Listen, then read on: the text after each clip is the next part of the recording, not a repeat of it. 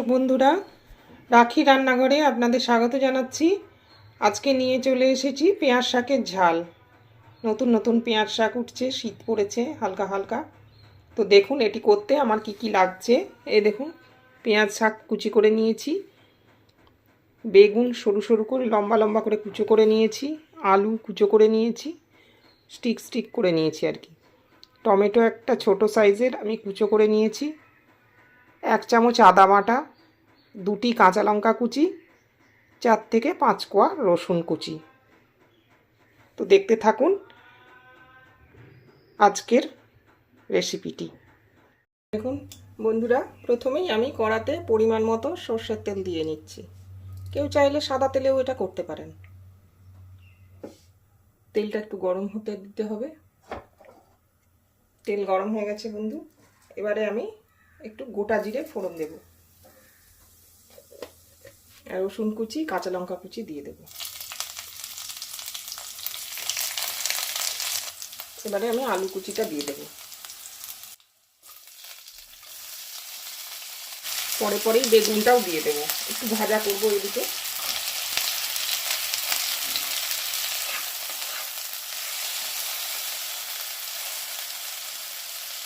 এর সাথে আমি টমেটো কুচিটা অ্যাড করে দেবো। টমেটো কুচিটাও অ্যাড করে দিলাম। এবারে এটাকে একটু ভাজতে দেবো। আলু বেগুন আমার ভাজা ভাজা হয়ে গেছে। এবারে আমি কেটে ধুয়ে রাখা এই পেঁয়াজ শাকটা এর মধ্যে ঢেলে দেবো।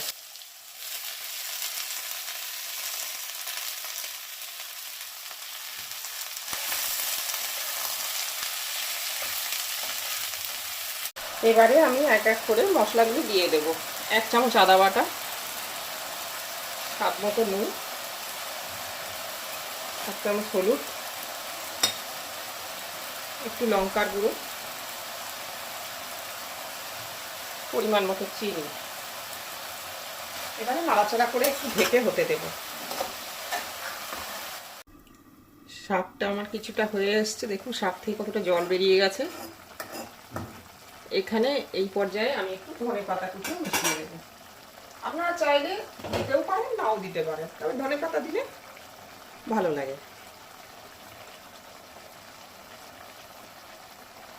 আমার এই রান্নাটি যদি আপনাদের ভালো লেগে থাকে তাহলে চ্যানেলটিকে সাবস্ক্রাইব করে আমার পাশে থাকার অনুরোধ রইল। লাইক শেয়ার কমেন্ট করবেন, বেল আইকনটি টিপে দেবেন যাতে করে আমি কোনো রান্নার নতুন নোটিফিকেশান দিলে আপনাদের কাছে পৌঁছে যায়।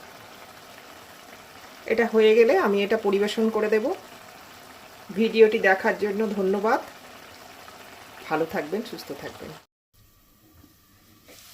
এটা আমার হয়ে গেছে, দেখুন পেঁয়াজ কলি ঝাল আমার তৈরি।